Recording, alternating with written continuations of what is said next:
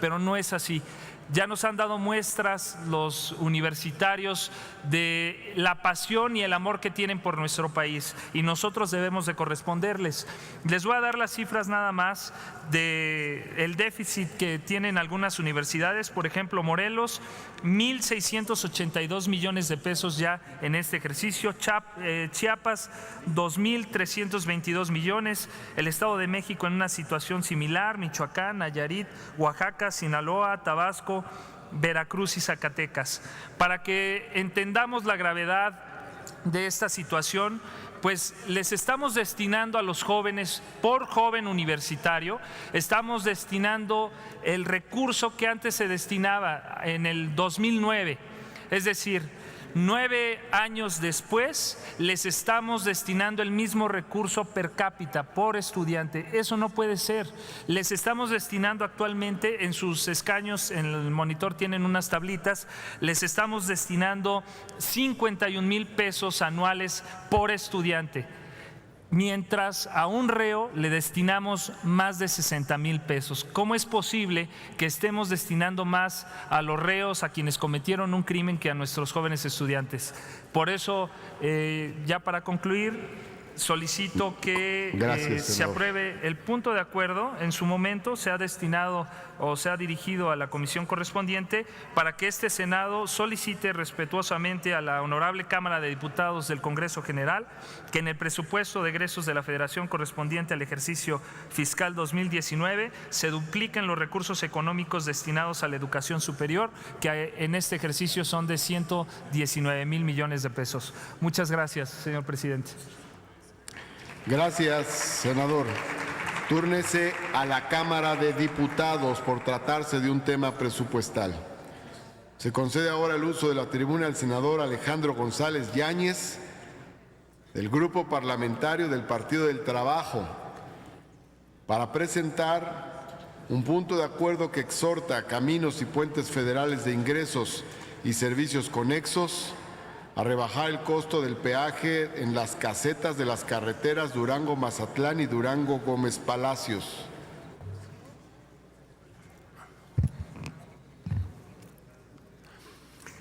No está. Las carreteras en México eran caras y con el reciente aumento son ahora más caras. Eran muchos y parió la abuela. Con la venia de la presidencia, senadoras y senadores, con el nuevo incremento en el costo del peaje en 5 tramos administrados por CAPUFE, el pasado 6 de septiembre, se ha dado un nuevo golpe a la economía de los ciudadanos. Y se demuestra que la paraestatal no tiene en consideración los efectos que estas decisiones acarrean. En el presente sexenio, el aumento ha sido del 28%, una constante afectación al bolsillo del pueblo. En este momento se está dando un debate nacional sobre la bancarrota o no de la economía. Realmente hay 2 economías: la economía de los privilegiados, que no está en bancarrota, y la economía del pueblo, que sí está en bancarrota. Los indicadores macroeconómicos señalan estabilidad arriba y los indicadores microeconómicos señalan inestabilidad abajo. En el caso que nos ocupa, la llamada supercarretera Durango-Mazatlán ha sufrido un aumento del 12%. Ahora costará 601 pesos, lo que es desmesurado para recorrer sus 230 kilómetros. Casi 3 pesos por kilómetro. Nunca se había visto que se tenga que pagar por atravesar baches, derrumbes. Además, en una supercarretera que es un macrofraude. Inicialmente, el presupuesto de su construcción eran 10,000 millones de pesos. Terminó en 38,000 millones de pesos. Al más puro estilo del peñato, del robo, del saqueo, porque no llenan. Peña y sus secuaces, parásitos del poder, ladrones, asaltantes, son verdaderos delincuentes. Porque además hay que señalar que es hora que no indemnizan a los campesinos afectados. Al más puro estilo de la acumulación originaria del capital, este gobierno opera bajo la consigna de matanga, dijo la changa.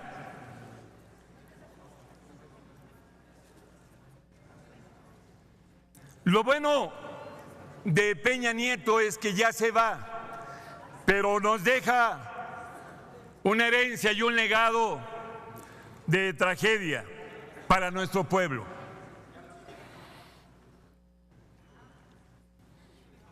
Está demostrado que elevar el costo de las casetas se traduce en un aumento de precios en el transporte de las mercancías y en el traslado de los pasajeros, generándose una inflación silenciosa para unos y una inflación escandalosa para otros. El punto de acuerdo que ponemos a su consideración es el siguiente.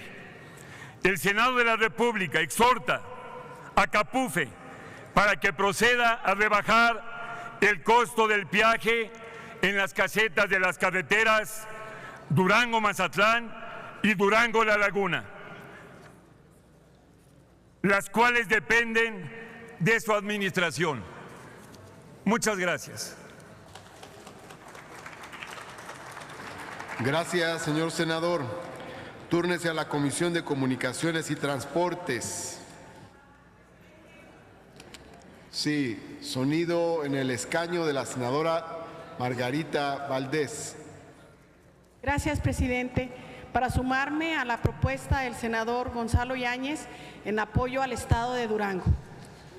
Muchas gracias. Pido a la Secretaría anote esta adhesión de la senadora de Morena, Margarita Valdés. Sí, sonido en el escaño del senador Juan Quiñones Ruiz.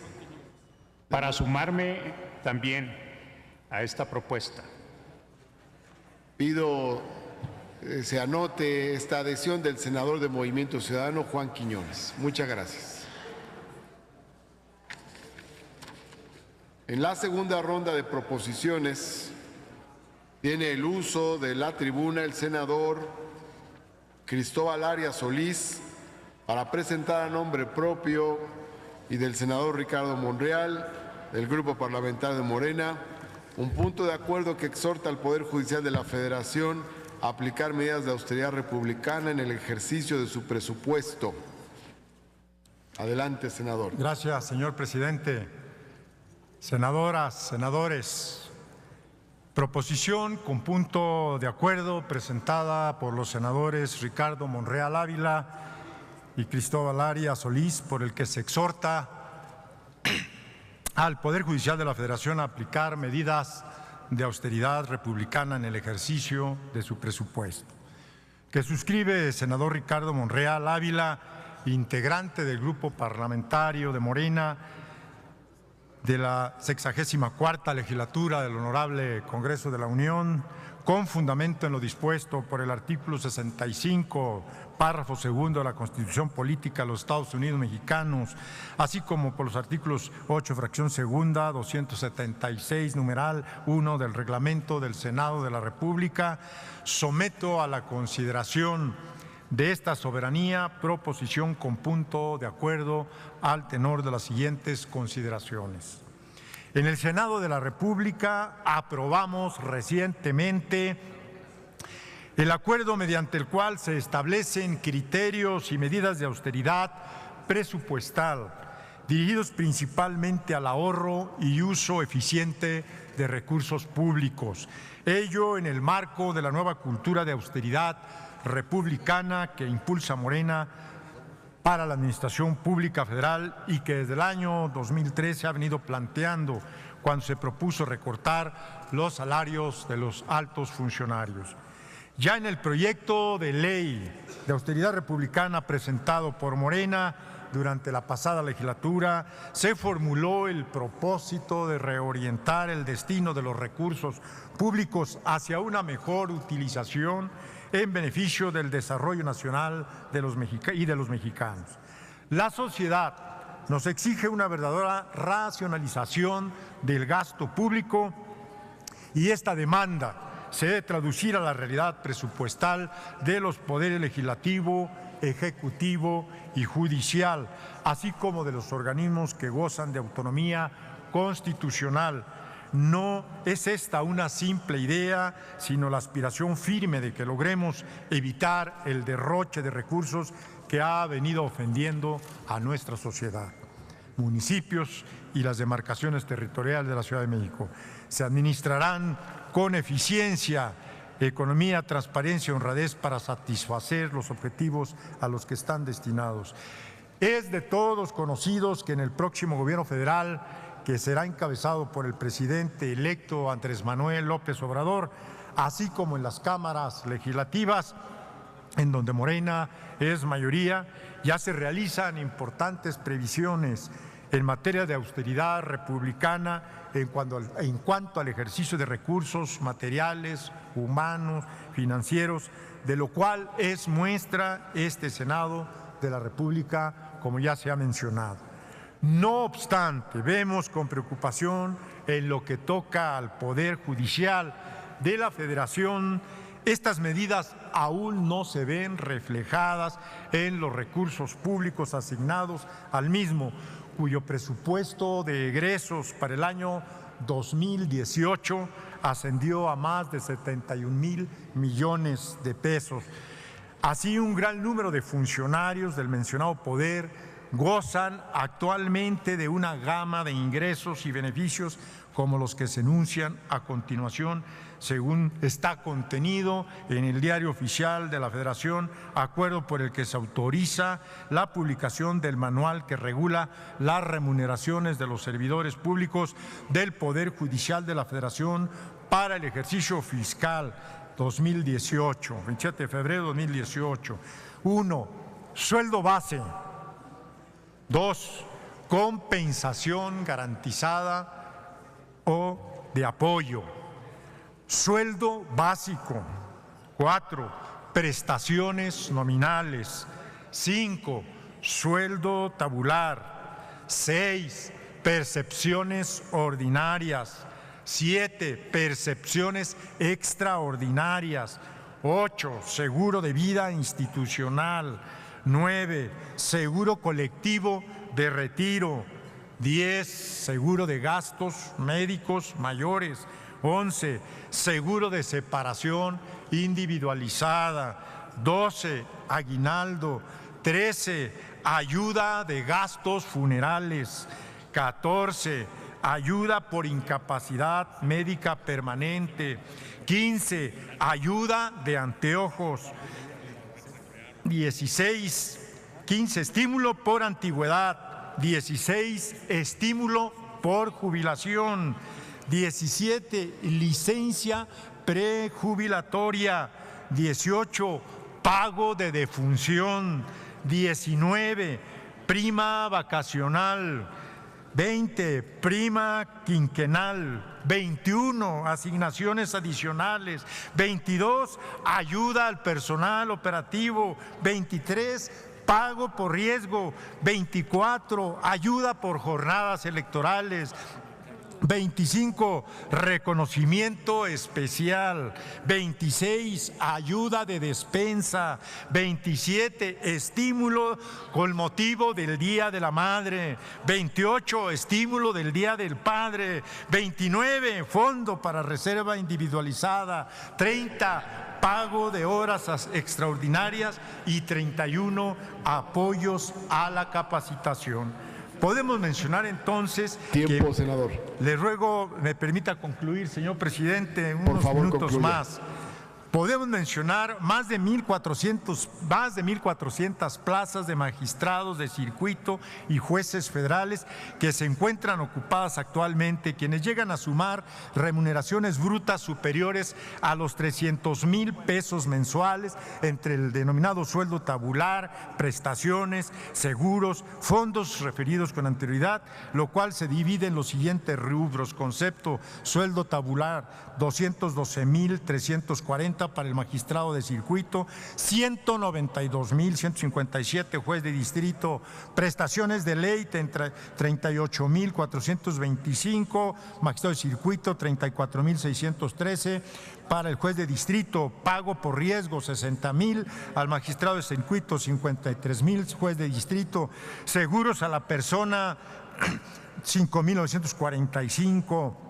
Fondos de ahorro 28,369, magistrados de circuito 25,470, juez de distrito. Bueno, total mensual, un magistrado de circuito 351,709, un juez de distrito 318,173. Además de los anteriores ingresos, advertimos que los funcionarios judiciales en mención cuentan con otros apoyos derivados del rubro de condiciones de trabajo que contempla servicios de comunicación móvil, gastos de alimentación, vales de gasolina, servicios médicos, por citar algunos, que constituyen ingresos anuales que rondan los 4 millones de pesos, como se detalla a continuación.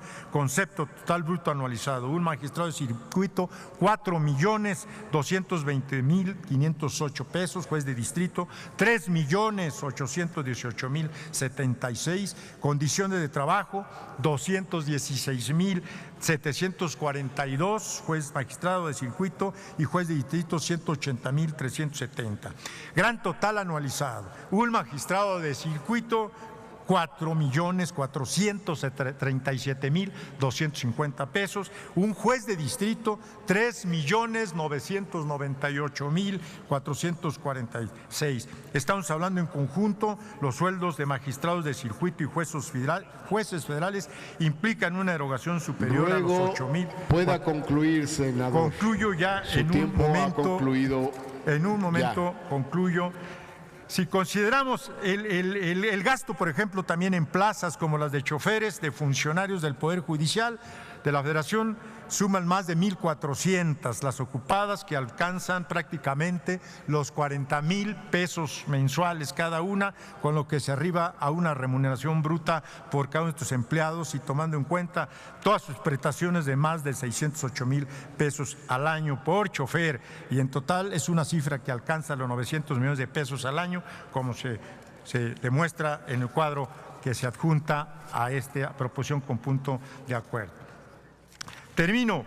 Punto de acuerdo. Primero, el Senado de la República, con pleno respeto a su autonomía, exhorta al Poder Judicial de la Federación para que en el ejercicio de sus facultades realice los ajustes que sean posibles al gasto presupuestado para el ejercicio fiscal 2018 y, en su caso, considera una propuesta racional para correspondiente al año 2019, en el mismo sentido que implemente criterios y medidas de austeridad para los años subsiguientes que incluyan, entre otros, racionalización de los recursos públicos, disminución de gastos y prestaciones excesivas que no sean inherentes al cargo y necesarias para el debido cumplimiento de la función jurisdiccional. Segundo, hacer un auténtico ejercicio de autorreflexión y moderación frente a la emergencia económica que vive México. No se puede seguir teniendo a un pueblo en la pobreza con jueces, magistrados, ministros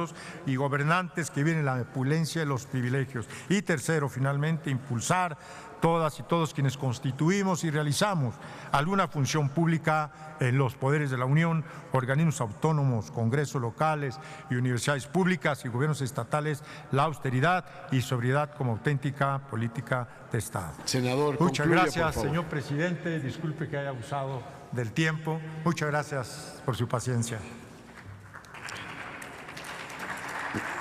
Gracias, senador. Túrnese a la Comisión de Justicia. Rogamos a los senadores circunscribirse al tiempo que se ha acordado para las intervenciones, de tal forma que podamos desahogar el máximo de proposiciones con punto de acuerdo posibles. Tiene ahora el uso de la palabra la senadora Marta Cecilia Márquez Alvarado, del Grupo Parlamentario del Partido Acción Nacional, para presentar un punto de acuerdo que exhorta a la Junta de Coordinación Política del Senado a crear una comisión especial para dar seguimiento al ejercicio de los ingresos del gobierno federal provenientes de los recortes presupuestales y medidas de austeridad. No sirve. Ok. Gracias, presidente. Un ámbito inviolable es la honestidad. En la gestión pública significa transparencia y rigor en la austeridad y la conducta. El tema del honor no admite duda. No hay sitio para ambigüedades. Desde el inicio de su campaña electoral, Andrés Manuel López Obrador anunció una serie de medidas conocidas como austeridad republicana, cuyos objetivos son reducir el gasto corriente, bajar los sueldos de altos funcionarios públicos, cancelar las pensiones de los expresidentes, suprimir gastos como médicos privados, entre otros aspectos. En este contexto, se han tomado algunas medidas concretas y se han realizado diversos anuncios de futuras acciones. Por citar un ejemplo de las acciones consumadas ya en las cámaras del Congreso de la Unión, se han realizado recortes presupuestales, así como despido de personal, con el fin de disminuir el gasto.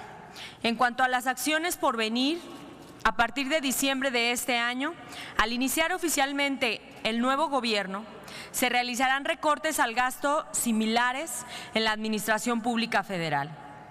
En este tenor, el equipo de transición del presidente electo y algunos legisladores han declarado en diversos medios de comunicación que con las políticas de austeridad que pretenden implementar, la reducción de sueldos y prestaciones de servidores públicos, se generaría un ahorro de cerca de 14,786 millones de pesos y que, abarcando recortes presupuestales, se proyecta un ahorro de hasta 90,015 millones de pesos.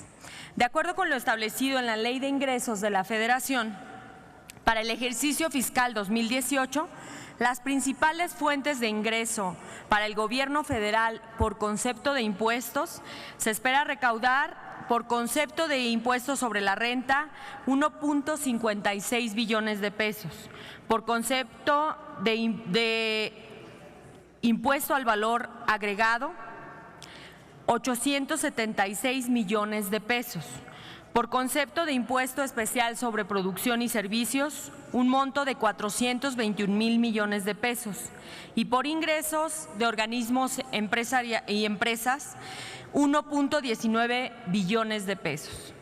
Los recortes del gasto se empezaron a realizar desde este mes, por lo que en teoría se disminuirán los gastos, pero no los ingresos, por impuestos y otros productos referidos en el párrafo precedente.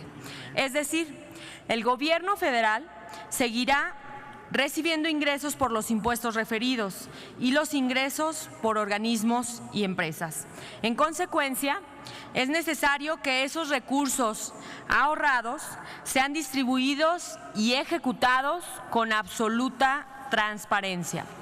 En congruencia con la propuesta contenida en nuestra plataforma electoral, consideramos que es necesario mejorar la distribución directa de lo recaudado entre los diferentes organismos de gobierno federal, estatal y municipal, con mecanismos adecuados de control, transparencia sobre el ingreso y destino de los gastos y, claro, una rendición de cuentas, manteniendo una coordinación fiscal efectiva y eficaz. Las y los senadores del Grupo Parlamentario del PAN estamos convencidos de que es necesario que desde el Poder Legislativo se dé seguimiento puntual al ejercicio de los ingresos que obtiene el Gobierno federal. Concretamente, desde el Senado podemos crear una comisión especial cuyo objetivo sea dar seguimiento al ejercicio de los ingresos del Gobierno federal proveniente de los recortes presupuestales y medidas de austeridad. El marco jurídico del Congreso faculta a la Cámara de Senadores para contar con el número de comisiones ordinarias y especiales que requiera para dar cumplimiento a sus funciones.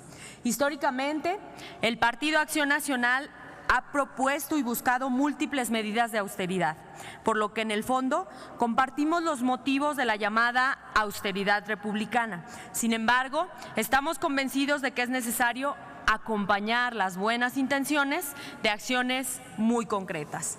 Como lo dice la sabiduría popular, de buenas intenciones está empedrado el camino hacia el infierno.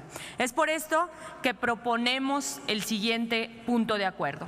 Se exhorta a la Junta de Coordinación Política del Senado de la República a crear una comisión especial para dar seguimiento al ejercicio de los ingresos del Gobierno federal provenientes de los recortes presupuestales y medidas de austeridad. A nombre del Grupo Parlamentario del PAN, senadora Marta Márquez. Muchas gracias. Gracias, senadora. Túrnese la propuesta a la Junta de Coordinación Política.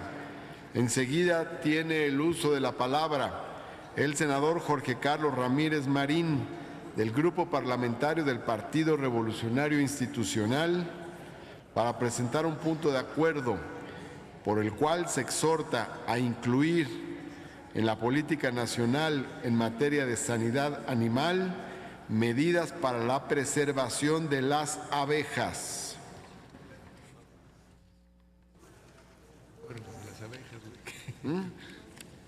No, pero no.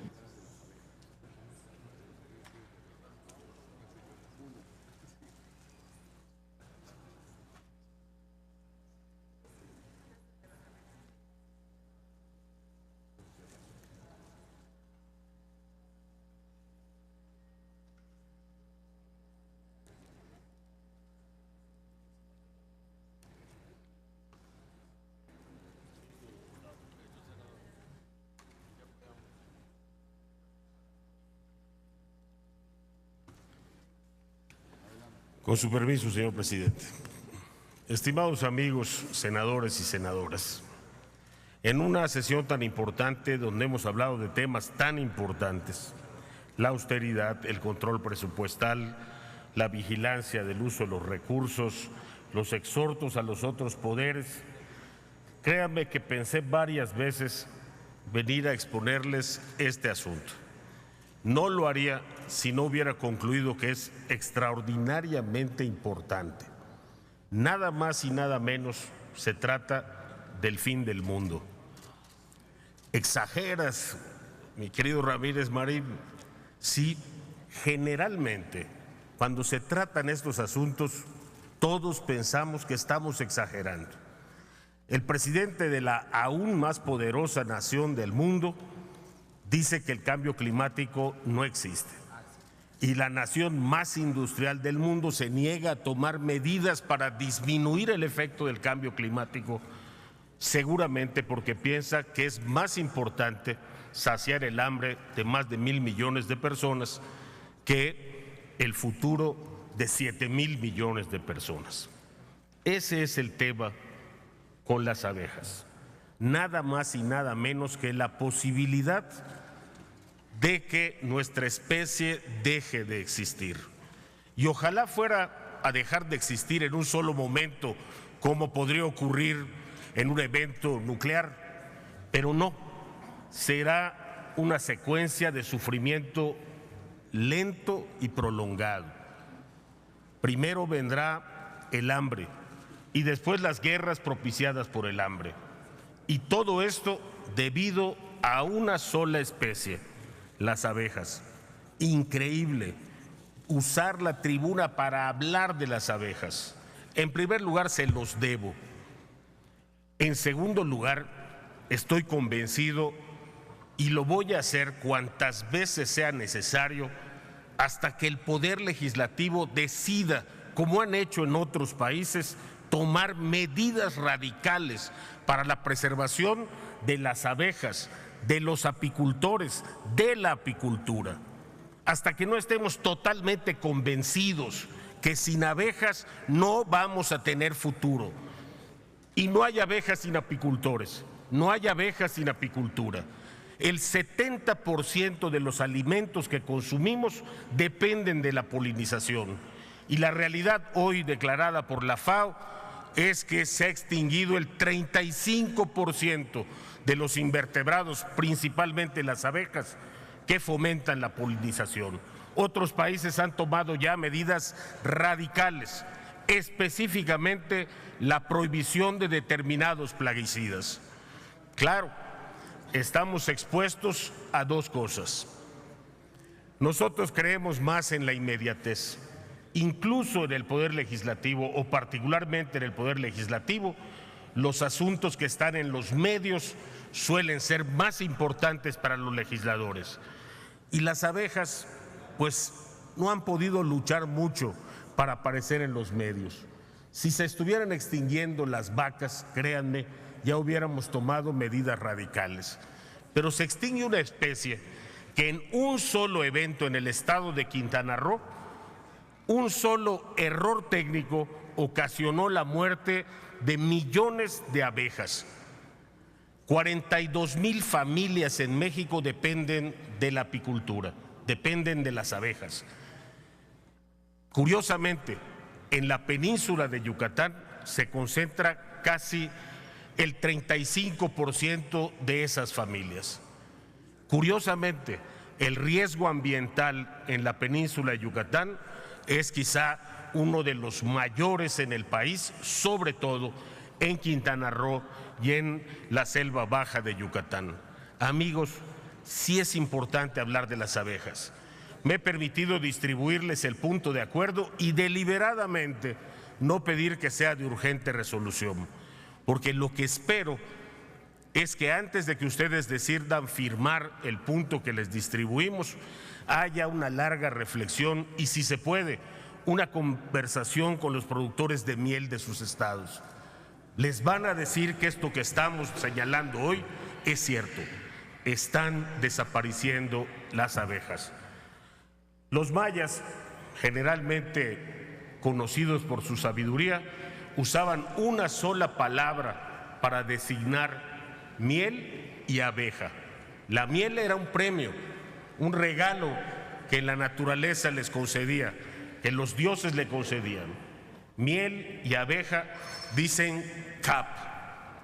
Pero qué curioso, la otra significación de cap es en maya pueblo, comunidad. El ejemplo de las abejas era el ejemplo de sus comunidades. Nosotros no hemos sido capaces de identificarlo. Espero que estas modestas abejas sean un pequeño llamadito de atención a su conciencia y espero que todos firmen el punto de acuerdo y lo aprobemos muy rápido. Muchas gracias.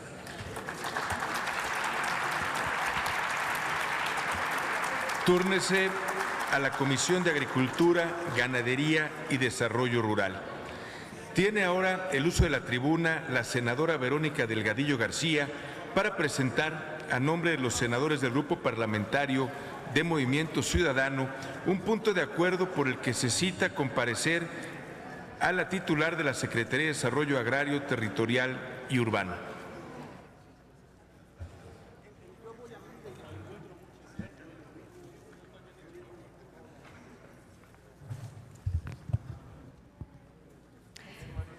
Con el permiso de la presidencia, senadoras, senadores, señoras y señores, uno de los mensajes más poderosos que nos mandaron los mexicanos y las mexicanas en el pasado proceso electoral se refiere al gran hartazgo que tienen todos frente a los casos de corrupción y de impunidad de la peor generación de políticos que ha tenido la historia reciente de nuestro país.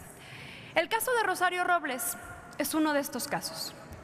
Porque miren nada más que Rosario ha sido la titular de dos de las secretarías más importantes de este gobierno, de la Secretaría de Desarrollo Social y de la Secretaría de Desarrollo Agrario, Territorial y Urbano de nuestro país. Y lo peor de todo es que a su paso por estas dos secretarías ha dejado mucho que desear. La Auditoría Superior de la Federación ha encontrado desvíos y mal manejo de más de 4,000 millones de pesos del dinero de todos los mexicanos. Nada más para que tengan una idea de la cantidad que hablo, es prácticamente el doble de presupuesto que recibe la Comisión Nacional de Derechos Humanos cada año. Y lo más grave de esto es, como ya lo dije, es la impunidad. Porque en cualquier otro país, Rosario Robles ya no sería una funcionaria pública, ya estaría enfrentando las investigaciones y enfrentando a la justicia. Pero en este país, este gobierno ha decidido defenderla. Defenderla cuando fue secretaria de Desarrollo Social y que en su programa estrella, que era la Cruzada Nacional contra el Hambre, se demostró que no había cumplido sus objetivos y que había fraude detrás. Cuando también Mexicanos en contra de la corrupción y Animal Político demostraron que era cómplice del desvío que se hizo en Sedesol, de lo que se le llamó la estafa maestra. Y también fue lo mismo en Sedatu, donde a pesar de los señalamientos por 1,700 millones de pesos, los señalamientos de un manejo de 700 millones de pesos en efectivo y triangulados para ser desviados, que el Grupo Reforma denunció, la siguen defendiendo. Y aquí hay alguien que dice que se necesita ir al fondo de las cosas. Eso es lo que hizo Grupo Reforma, eso es lo que hizo Animal Político y Mexicanos en contra de la corrupción, ir al fondo. Porque en este país, lamentablemente, nuestras instituciones no investigan de fondo, no ponen frente a la justicia a aquellos que le han fallado a nuestro país. Por eso nosotros en Movimiento Ciudadano estamos convencidos que tenemos que alzar la voz a todos aquellos que han saqueado el dinero público y que han trabajado de espaldas a los mexicanos. Por eso el día de hoy presentamos un exhorto en el que le vamos a tomar la palabra a Rosario Robles para que venga a comparecer, para que sea investigada, para que hable de frente a las mexicanas y a los mexicanos y nos explique dónde están esos 4,000 millones de pesos.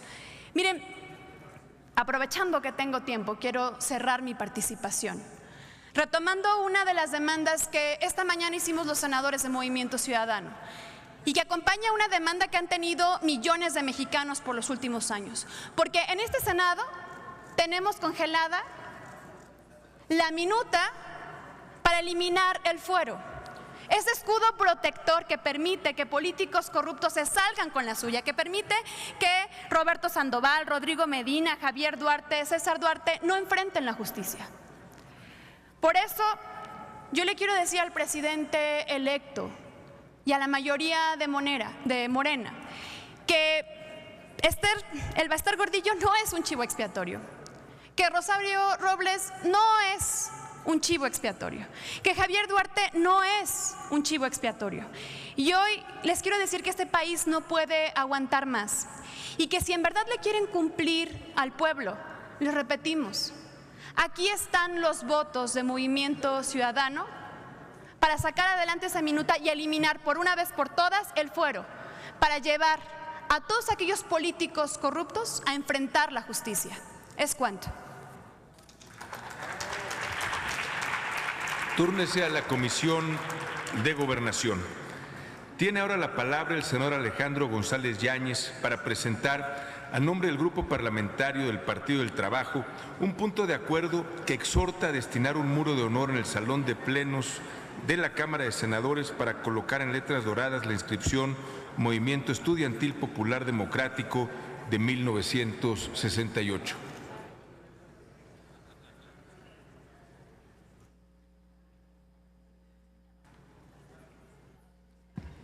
¿No está?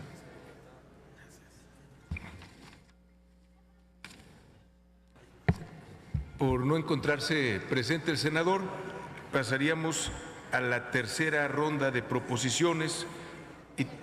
Perdón. Por favor, adelante. Adelante. A la siguiente. Muy bien. En la tercera ronda de proposiciones tiene el uso de la tribuna el senador Miguel Ángel Navarro Quintero, del Grupo Parlamentario del Partido Morena, para presentar un punto de acuerdo que exhorta a establecer una mesa de trabajo con organizaciones de productores del sector primario del estado de Nayarit. Con su permiso, señor presidente, el punto de acuerdo en cuestión, si bien lo presento a nombre del estado de Nayarit, en compañía de la senadora Cora Cecilia Pinedo Alonso del Partido del Trabajo y de la senadora Gloria Núñez del Partido Acción Nacional, se encuadra dentro de un gran problema nacional. Yo pensaría que el Senado debe de ser la voz del pueblo y pensaría que el Senado debe ser el lugar donde se defienden los intereses sociales y de ninguna manera los intereses de las élites. Hoy tenemos que pensar como los médicos: para poder curar a un paciente, el paciente debe de entender que está enfermo, y México está mal, México está enfermo, porque vivimos una esquizofrenia del poder. Mientras unos ven que las cosas están bien y los números que demuestran creen que están bien, la realidad social dice todo lo contrario.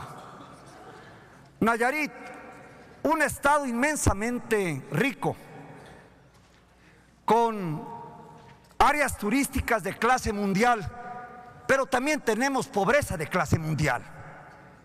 300 kilómetros de litoral, 400,000 hectáreas de alta vocación productiva, 4 presas hidroeléctricas, una riqueza inmensa en minerales. Sin embargo, es muy pobre Nayarit. Y es muy pobre porque las políticas públicas han fallado. Al haber cambiado el modelo social de México, como quien cambia la médula de un organismo que no funciona para haberle metido una médula de mercado. Hoy encontramos números alegres en la macroeconomía, pero números desastrosos en la economía social. Y esta situación no puede seguir así. Por eso yo me sumo a uno de los puntos de acuerdo, en que los puntos de acuerdo no deben de ser como los llamados a misa. Si al Senado lo ningunean, contimás ningunean a un ciudadano. Y esta situación es imperdonable cuando revisamos algunos indicadores que escuchábamos que se daban al inicio de esta sesión. Se dice que en México las cosas están bien. En 1950, el 70% de los mexicanos vivían en áreas rurales. Tan solo el 30% vivía en áreas urbanas. Hoy en día, el 80% de los mexicanos vive en áreas urbanas y tan solo el 20% vive en áreas rurales. Si los mexicanos tuvieran las oportunidades que se dice, se quedarían aquí, pero que no escondan los números. El país número 1 en expulsar migrantes es México. En el 2015 En primer lugar estaba la India, ahora estamos nosotros. México, como se dice, debe 10 billones de pesos con 60 millones de pobres. Paga 700,000 millones promedio de intereses de deuda. México tiene un pasivo de pensiones de alrededor de 5 billones de pesos y alrededor de 6 billones de pesos un pasivo en enfermedades y maternidad del país. México, dice la OCDE, lo que mencionan los economistas de la macroeconomía.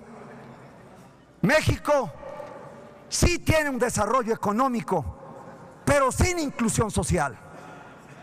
México tiene un desarrollo económico, pero concentrado en pocas manos. México tuvo en el 2017 un superávit comercial de 65,000 millones de dólares, pero lo tuvo en pocas manos. Mientras se concentra el poder económico arriba, crece la epidemia de la pobreza abajo. Es por eso que el día de hoy vengo a hacer una propuesta en nombre de los productores de Nayarit, pero también de los productores de México. Tienen deudas enormes con la Financiera Rural y también deudas enormes con cajas de ahorro popular, porque no están pagando no con lo que sacan de las cosechas. Somos inhumanos. Lo están pagando con lo que le mandan los indocumentados a esta pobre gente. Aún tengo en la memoria los problemas de ayer o de antier, que en las áreas rurales hay gente de la tercera edad que tiene días sin comer, senador, que tiene cirugías. Su tiempo. Cirugías. Senador, concluya. Ya termino, presidente. Cirugías que se posponen, mientras existe hoy en día nuevamente una época que recuerda las épocas pasadas, de que nuevamente vuelve a existir dueños de vidas y haciendas. Por eso yo reclamo que la Financiera Rural no actúe como agiotista, sea una banca social verdaderamente. El punto de acuerdo que les ruego a ustedes aprueben es que el Senado de la República exhorte respetuosamente al ciudadano Enrique Martínez y Morales, titular de la Financiera Nacional de Desarrollo Agropecuario, Rural, Forestal y Pesquero, para que a la brevedad instale una mesa de trabajo con las organizaciones de productores agrícolas y pecuarios del estrato social del estado de Nayarit, a fin de que en forma coordinada se instrumenten acciones para dar solución a las diversas problemáticas que enfrentan ante dicha institución. Hoy en día están en el buró de crédito. Hoy en día no tienen con qué pagar y ya viene la siguiente periodo, otoño-invierno, y no tienen con qué empezar a sembrar. Sembremos justicia, no multipliquemos la riqueza en pocas manos, hagamos justicia a los mexicanos. Muchas gracias, señor presidente.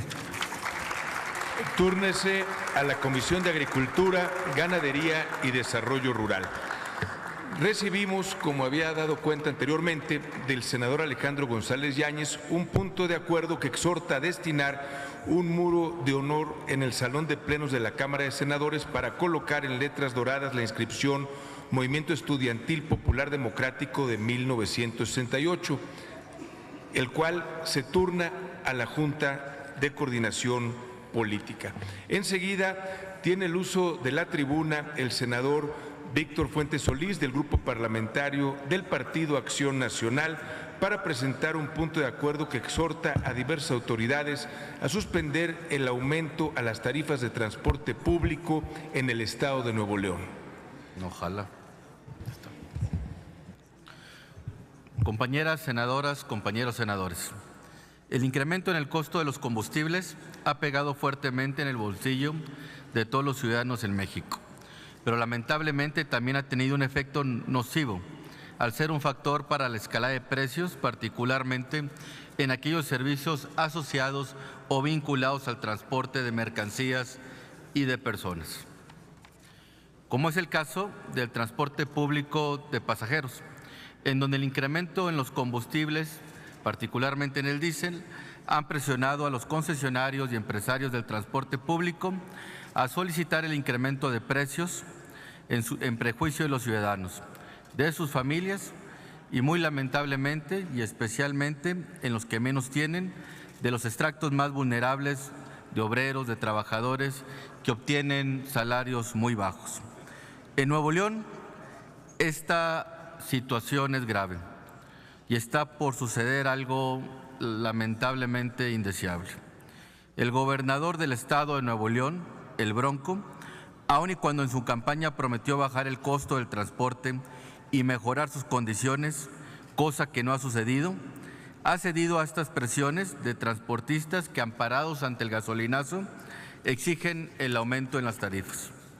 El transporte público en Nuevo León no es digno de nuestro estado, ya que es un ejemplo de las peores prácticas, no es un ejemplo de las mejores prácticas que han caracterizado siempre a nuestro estado. El transporte público en Nuevo León tiene lamentablemente dos pésimas características. Es el más caro del país y también es el de peor calidad en sus unidades y en su servicio. Y esto se debe a la falta de capacidad, a la falta de oficio, a la falta de atención a los problemas más graves de nuestro estado por parte del gobernador, que se la pasó los 3 primeros años de su gestión en su fallida campaña a la presidencia y abandonó los temas de importancia de los neoloneses.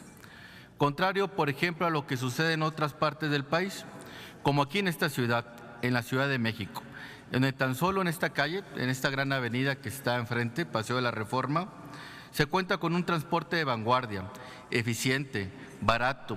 Su costo es de tan solo 6 pesos, contrario y contrastante a los casi 20 pesos que quiere cobrar el gobernador de Nuevo León por el uso del transporte público. De aprobarse el plan del Bronco, el transporte público llegaría precisamente a los 20 pesos por viaje. Esto representa que para una persona que toma 2 unidades del transporte para llegar a su trabajo, estaría gastando 80 pesos diarios, o sea, hasta 2,400 pesos al mes, una cantidad mayor al salario mínimo, lo cual lo vuelve impagable y deja a la ciudadanía en una situación de indefensión, lo cual sería imperdonable.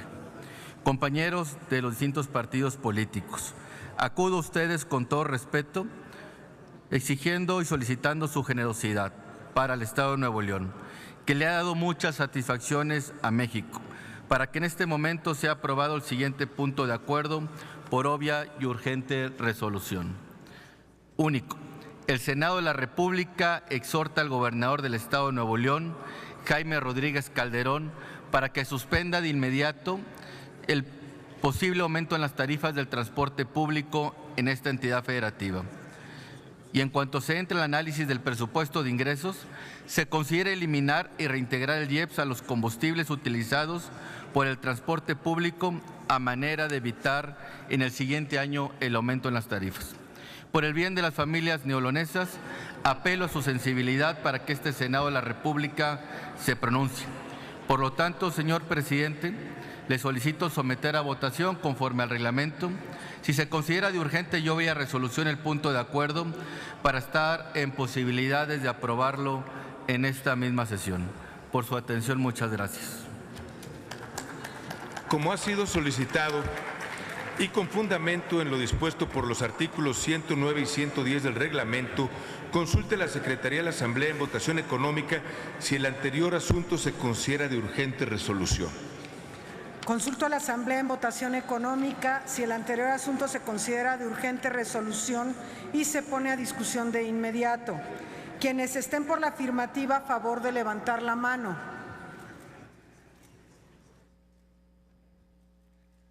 Quienes estén por la negativa, a favor de levantar la mano. Sí se considera de urgente resolución.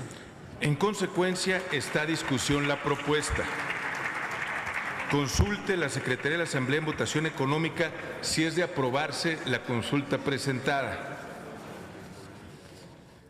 Consulto a la Asamblea en votación económica si es de aprobarse la propuesta presentada. Quienes estén por que se apruebe, favor de levantar la mano. Quienes estén por que se rechace, favor de levantar la mano. Aprobado, señor presidente. Aprobada la propuesta, comuníquese. Se concede ahora el uso de la tribuna al senador Mario Zamora para presentar a nombre propio y de las senadoras Silvana Beltrones Sánchez y Verónica Martínez García del Grupo Parlamentario del Partido Revolucionario Institucional un punto de acuerdo que exhorta a los congresos de las entidades federativas a mejorar la eficiencia del uso de los recursos públicos asignados. Con su permiso, amigo presidente, buenas tardes a todos. Quisiera yo aprovechar a nombre de mi compañera Silvana Beltrones y Verónica Martínez. El próximo viernes se van a estar reuniendo en la hermosísima ciudad de Mazatlán todos los diputados locales, tanto los actuales como muchos de los que han sido electos. El pasado 1 de julio prácticamente se eligieron 27 congresos locales. Estamos hablando de 585 diputados por mayoría relativa y 387 por representación proporcional. De esos 27, 18 congresos locales han tomado protesta o van a tomar en este mes de septiembre. 9 más están por hacerlo en los próximos meses y solo 5 estarán para el siguiente año. La petición que yo vengo a hacer espero contar con el apoyo de ustedes, es justo lo que hicimos aquí en el Senado. Aquí, con el apoyo de todos ustedes, votamos para hacer un Senado más austero, para ser senadores más acorde a lo que en la calle nos han venido diciendo los ciudadanos desde hace mucho tiempo. Yo quisiera, evidentemente respetando la libertad, la autonomía, la soberanía que tienen todos nuestros compañeros locales, diputados locales, en el ánimo de regresar o de volver a construir esa confianza de la sociedad con sus representantes en el Poder Legislativo, pedirles, exhortarlos a que hagan un esfuerzo, a que también en cada congreso local, en cada legislatura local que va empezando o que está por empezar o que van a hacer sus presupuestos, que compartan 3 principios: austeridad, transparencia y rendimiento de cuentas. Decía mi abuela que las palabras a veces convencen, pero que lo que arrastra es el ejemplo.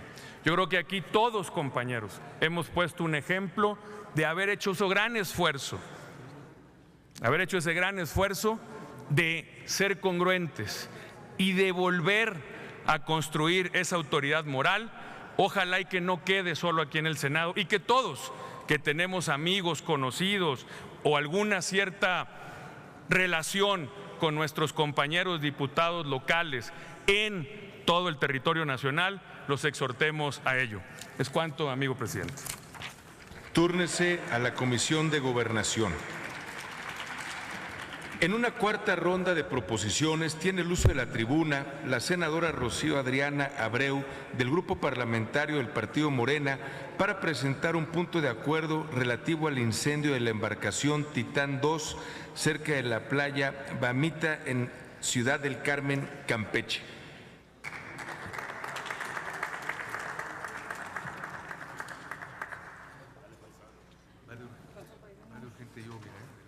Muchas gracias. Pues muy buenas tardes. Antes que todo, agradecer el respaldo y el apoyo de todos los senadores que se han sumado a este punto de acuerdo de urgente resolución. Yo vengo de un municipio y de un estado que tenemos la gran ventaja y la gran oportunidad de tener el área natural protegida más grande de México.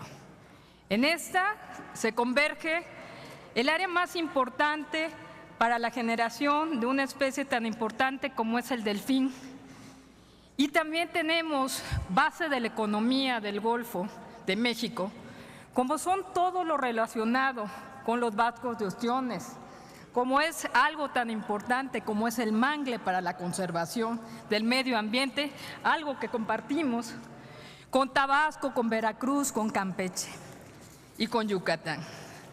Desgraciadamente nos hemos visto ante una situación que va más allá del control de nosotros.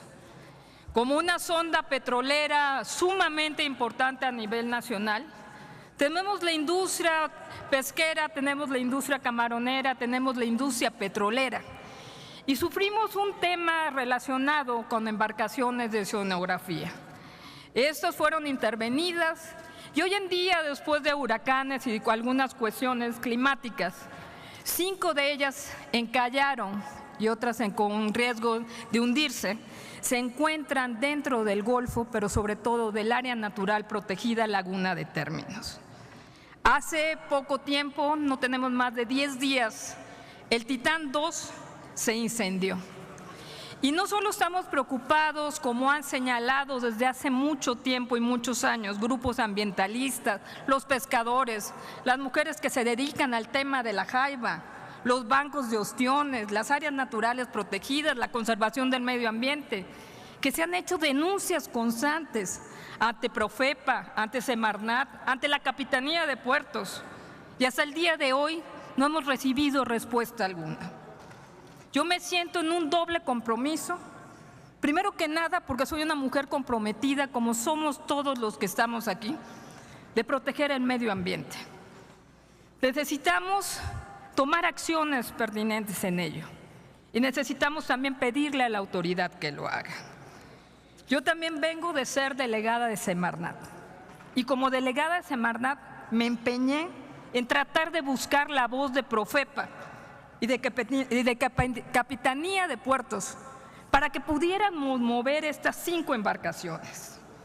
No está de más decirles que hoy tuvimos un incendio, pero mañana puede ser perforado cualquiera de los depósitos que contienen estos barcos, teniendo una afectación permanente a lo que es el ecosistema de Laguna de Términos. Pero no solo eso, afectando lo que es la fuente económica de miles y de cientos de familias. La industria pesquera no distingue de municipios o de estados. El Golfo de México no tiene un tema de fronteras. Es simplemente un tema que nos afecta a todos como un tema ecológico, pero sobre todo un tema que garantiza la economía de miles y miles de familias. Yo quiero ser reiterativa hoy y hacer voz de esos pescadores, de esas mujeres que se dedican a la jaiba, de esas familias que tenemos la oportunidad por medio de los restaurantes y actividades deportivas, que es el sustento de muchísimas de mis familias. Quisiera yo hablar a nombre de ellos y solicitar como punto de acuerdo que se exhorte a la Unidad Especializada de Investigación de Delitos contra el Ambiente, previstos en las leyes especiales de la Procuraduría General de la República, que en el ámbito de su competencia realicen las investigaciones para deslindar la responsabilidad por los daños provocados en el área natural protegida Laguna de Términos derivados del incendio del Titán 2 y sobre todo del encallamiento y hundimiento de los 4 navíos de nombre Caballo Azteca, Caballo de Trabajo, Caballo Eclipse, Endeavour, en esa misma zona. Adicionalmente, en los términos del artículo 25 de la Ley Federal de Responsabilidad Ambiental, se determina si existe responsabilidad en términos patrimoniales, administrativos y o penales de terceros. Se solicita a la Secretaría de Medio Ambiente y Recursos Naturales, Semarnat, remita un informe al Senado de la República sobre las acciones promovidas para atender la afectación de medio ambiente sobre estas diferentes embarcaciones. Se exhorta a la Secretaría de Medio Ambiente y Recursos Naturales para ejercer ante sus atribuciones de coordinación con las dependencias y entidades de la Administración Pública Federal a efecto de que impedir las responsabilidades y procesos administrativos, civiles y penales que puedan enfrentar dichas empresas. Y se solicita a la Procuraduría Federal de Protección al Ambiente, Profepa, que de conformidad con sus atribuciones coordine y supervise las medidas de contingencia ambiental que deban restituir para sanear, restaurar el área natural protegida Laguna de Términos sobre las afectaciones del incendio de Titán II y los 4 barcos señalados anteriormente. Quiero agradecer la colaboración, pero sobre todo la solidaridad de más de 80 senadores que me hicieron favor de acompañarme en esta lucha, que no solo es por Campeche, es por muchísimos estados, y vamos a seguir trabajando por el medio ambiente. Mi agradecimiento al senador Ricardo Monreal, de mi grupo parlamentario, a Martín Batres, al senador Dante Delgado, de Movimiento Ciudadano, a Patricia Mercado, a Alejandro González, del partido de PT, al senador Raúl Baños, del Verde Ecologista, a Satzil de León, del Partido Encuentro Social, al senador Damián Cepeda Vidal, del PAN, y también al senador Emilio Álvarez y Casa. Y sobre todo agradecer a los más de 80 senadores que hoy en día son solidarios con este Estado. Muchísimas gracias.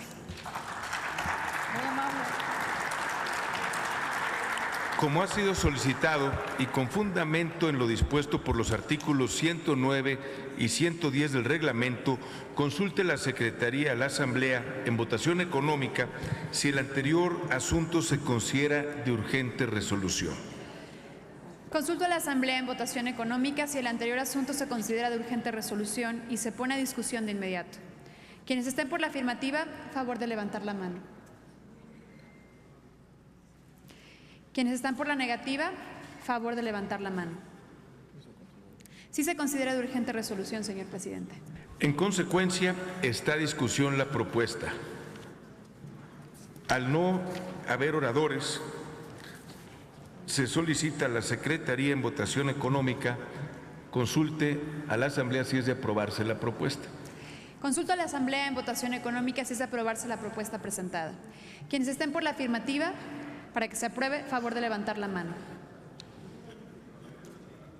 Quienes estén por que se rechace, favor de levantar la mano. Aprobada la propuesta, señor presidente. Aprobada la propuesta, comuníquese.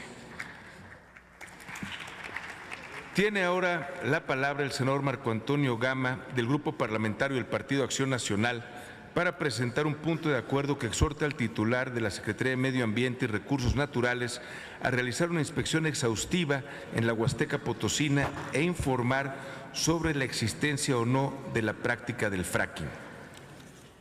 Gracias, senador presidente. Senadoras y senadores, la extracción de petróleo y gas mediante la técnica de fractura hidráulica o fracking es una amenaza para la zona huasteca de San Luis Potosí, debido al deterioro ambiental que provoca, porque, como su nombre lo indica, fractura la tierra mediante la inyección de una mezcla de agua, arena y sustancias químicas a elevada presión, para lograr de esta forma su propósito con la consecuente afectación a la calidad de vida, salud y tranquilidad de las poblaciones. Dicha técnica ocupa vastas extensiones de territorio alrededor de los pozos de perforación, mismos que pueden llegar a emplear hasta 29 millones de litros de agua cada uno, lo que pondría en peligro los ecosistemas y el acceso al derecho humano del agua y la alimentación, si tomamos en cuenta que el consumo diario de agua de una persona es de tan solo 100 litros al día. Pero esta sería solo una de las consecuencias de llevar a cabo dicha actividad en nuestra región huasteca, integrada por 20 municipios. La extracción de hidrocarburos mediante el fracking es incompatible con otras actividades como la ganadería, la agricultura, la siembra de caña de azúcar y el turismo, mismas que, como ustedes saben, son el motor económico de nuestra Huasteca Potosina. Amigas y amigos, Es urgente y necesario dar certeza a los potosinos de que nuestra tierra no va a ser depredada como ya ocurrió antes, sin dejarnos beneficio alguno. Toda vez que, como ya conocemos, la cuna del petróleo en México se ubica precisamente ahí, en la Huasteca, en el municipio de Ébano. Y pese a esto, la región nunca tuvo ningún beneficio real. Por lo anteriormente expuesto, y además con el acompañamiento de mi compañera senadora María Leonor Noyola Cervantes, es que presentamos este punto de acuerdo que exhorta al presidente de la República, Enrique Peña Nieto, para que a través de la Secretaría de Medio Ambiente y Recursos Naturales, la Procuraduría Federal de Protección al Ambiente, la Secretaría de Energía y Petróleos Mexicanos, se lleve a cabo una revisión integral de actividades que conllevan la técnica de la fracturación hidráulica en la Huasteca Potosina y se rinda a esta soberanía información detallada sobre los trabajos que se estén llevando a cabo y de haberse iniciado los mismos, se detenga toda actividad y sean resarcidos los daños ecológicos que hasta ahora se hayan causado en nuestro territorio. Y si están próximos a iniciar, se cancele de inmediato dicho propósito y en su lugar se ponga en marcha un programa integral de impulso al turismo, la ganadería y las actividades agrícolas para impulsar el desarrollo de los habitantes de la zona, acción que sí sería benéfica y de un impacto permanente. La Huasteca Potosina es una zona llena de recursos naturales, atractivos turísticos, rica en cultura y tradiciones, pero sobre todo de sus familias, gente trabajadora y unida que quieren y que queremos a nuestra tierra. Por todos ellos, no al fracking en la Huasteca Potosina. Es cuanto, senador presidente. Túrnese a la Comisión de Medio Ambiente, Recursos Naturales y Pesca. Tiene el uso de la palabra la senadora Nubia Mayorga Delgado, del Grupo Parlamentario del Partido Revolucionario Institucional, para presentar un punto de acuerdo que exhorta a la nueva Administración Federal a reconsiderar la decisión de incrementar la edad para recibir los apoyos del Programa de Pensión para Adultos Mayores del Gobierno de la República. Gracias, presidente. Compañeras y compañeros senadores. Antes de la presente Administración Federal, la edad para ingresar al programa de pensiones para adultos mayores era de 70 años.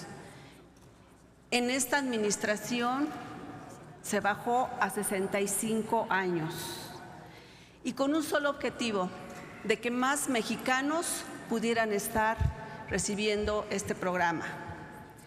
Ello ha permitido que de 3.5 millones de personas que se encontraban en este núcleo, al 2018 existen 5 millones de personas adultas mayores que reciben esta pensión, lo que es el 60% de incremento. La razón principal para ampliar la cobertura de pensión no contributiva es que el 80% de las mujeres en edad avanzada no tienen acceso a una pensión y en los hombres es el 46%. Esto es de acuerdo a la Encuesta Nacional de Ocupación y Empleo. Otra instancia mundial como la Organización Mundial de la Salud nos dice y considera que las personas que tengan de 60 a 75 años son de edad avanzada. La ONU, a su vez, dice que considera anciano o adulto mayor a toda persona con más de 65 años para los países desarrollados y de 60 años para los países en desarrollo. De acuerdo con el Coneval, disminuir la edad de 65 años para recibir el apoyo de pensión para adultos mayores ha permitido que desde el 2012 al 2016 se reduzca la mitad de la carencia por acceso a la seguridad social entre la población de 65 y más, esto es, que ha disminuido un nivel del 14%. Asimismo, según este organismo autónomo, del 2012 al 2018, la pobreza en este grupo de población se redujo en un 5% y en pobreza extrema se ha reducido en un 3%. El lunes 3 de septiembre pasado, quien ha sido propuesto como próximo secretario de Hacienda, señaló que la edad para poder tener acceso a los apoyos se incrementará de los 65 a los 68 años, que los apoyos a partir de los 65 años se mantendrán únicamente para las personas indígenas de comunidades marginadas, lo cual es muy bueno y lo apreciamos. El grupo parlamentario del PRI en el Senado de la República considera que una decisión de este tipo no solo va a afectar de manera significativa la calidad de vida de millones de personas de edad avanzada, sería ir contra una política pública progresista. Por ello, antes de tomar una decisión así, es necesario tomar en cuenta que de acuerdo a las proyecciones del Consejo Nacional de Población es importante hacer las siguientes consideraciones. Para 2018 en México, la población de 65 años y más es de 9.1 millones de personas. Actualmente, el rango de edad de 65 a 67 años concentra a 2.1 millones de personas. Ello implica que el 22% de la población total quedaría excluida de este programa. A más de 235,000 personas que se encuentran en este rango de edad hoy no recibirían lo que se ha comentado. Los adultos mayores de 65 a 67 años, en una proyección que dejaría de recibir el apoyo en los 6 años de la próxima administración federal, sería de 3.8 millones de personas. Se estima, como resultados con la decisión planteada, se generaría un incremento en la pobreza entre las personas de 65 a 67 años, lo que representa 4 puntos porcentuales y un incremento en la pobreza extrema de 3 puntos porcentuales, lo que se vería reflejado en la medición que haga el Coneval en el 2020, el cual se estaría publicando. En razón de las consideraciones expuestas, el grupo parlamentario del PRI en el Senado de la República considera fundamental que esta soberanía se pronuncie en defensa de los derechos sociales más elementales de la población, en este caso especialmente para nuestros adultos mayores, un sector que enfrenta múltiples condiciones de vulnerabilidad. Por lo antes expuesto, sometemos a consideración de esta honorable Asamblea un punto de acuerdo. Se exhorta a la próxima Administración Federal a reconsiderar la decisión de incrementar la edad para recibir el apoyo del programa de pensión para adultos mayores del Gobierno de la República por los efectos adversos que originaría en un amplio sector de este grupo de la población. Y les quiero comentar que aparte de la fracción de nuestro partido, también se han sumado otros senadores como Juan Cepeda, Miguel Ángel Mancera, Damián Cepeda, Alejandra Lagunes, Raúl Baños, Gustavo Maderos, Sacil de León, Eduardo Ramírez, entre otros, apoyando este punto de acuerdo. Muchas gracias, presidente. Túrnese a la Comisión de Desarrollo Social. En la quinta ronda de proposiciones tiene el uso de la tribuna el senador Américo Villarreal Anaya para presentar a nombre propio y del senador Ricardo Monreal Ávila del Grupo Parlamentario del Partido Morena un punto de acuerdo que exhorta a los poderes de la Unión y las fuerzas políticas del país a alcanzar acuerdos que permitan atender de forma integral y eficaz la crisis de inseguridad y violencia provocada por el crimen organizado que padece nuestro país. Adelante, senador. Con su venia, señor presidente. Senadoras y senadores, es para mí un honor dirigirme a ustedes para proponer este punto de acuerdo basado en las siguientes consideraciones. La crisis de inseguridad y de violencia que padece nuestro país ha alcanzado niveles que, además de amenazar la vida y el patrimonio de todos, amenaza la viabilidad misma del Estado mexicano. No es exagerado afirmar que en la última década el crimen nos ha arrebatado nuestra tranquilidad y muchos de los espacios en donde desarrollamos nuestra vida cotidiana. Podríamos traer muchas cifras a esta tribuna, pero ya conocemos el tamaño de la tragedia que vive nuestro país. Baste decir que en el 2017 se reportaron más de 31,000 homicidios, una tasa de 25 homicidios por cada 100,000 habitantes, la más alta del que se tenga registro.